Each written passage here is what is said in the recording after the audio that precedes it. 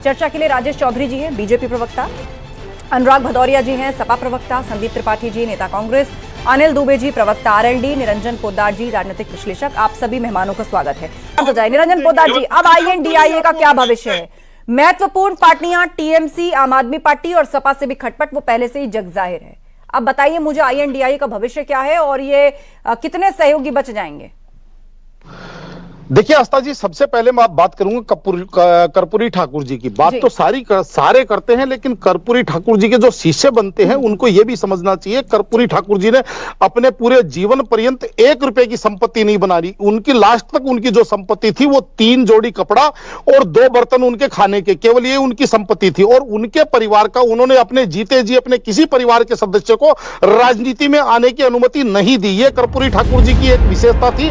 केवल और केवल समाजवादी विचारधारा के असली ध्वजवाहक थे। लेकिन आज करोड़ों करोड़ों अरबों अरबों की संपत्ति बना करके, बड़ी बड़ी गाड़ियों में, बड़े बड़े प्राइवेट जेट में बैठ करके और पूरा खानदान राजनीति में उतार करके कर्पूरी ठाकुर जी की शिष्यता की बात करते हैं, बड़ी हास्यास्पद लगती है। अब जो आपने सवाल पूछा, देखिए ताश का महल था, एक फूंक से डगमगाता हुआ दिख रहा है। अगर बात करें इंडिया गठबंधन की, तो वास्तव में अगर पूछेंगे आस्था जी, तो आपके चैनल पे ये चीज मैं बताना चाह रहा हूं, मेरा तो इच्छा ये थी, मेरी तो बल्कि भावना ये है कि पूरा इंडिया गठबंधन चुनाव लड़े, इकट्ठे होकर के चुनाव लड़े, ताकि इनको इनकी हैसियत दिख जाए। क्योंकि इस समय जिस तरीके से राष्ट्रीय सांस्कृतिक विकास की एक क्रांति उत्पन्न हो रही है इस देश के अंदर, वो इनको दिखा देगी कि जिस तरीके से दोहरा मापदंड ये हर चीज के अंदर अपनाते हैं और यहाँ के बहुसंख्यक समाज को जिस तरीके से दोयम दर्जा का ये लोग समझते हैं, तो इस बार मेरे हिसाब से जो अभी 22 तारीख को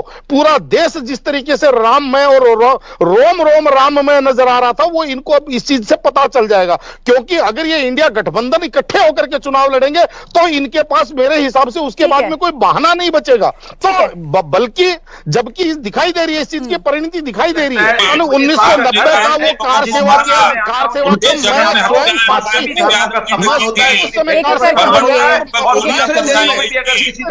निरंजन जी, देखिए आप शांत हो जाइए। आपने जो सवाल उठाए, आपकी बात है निरंजन जी। आप सभी का शुक्रिया चर्चा में शामिल होने के लिए।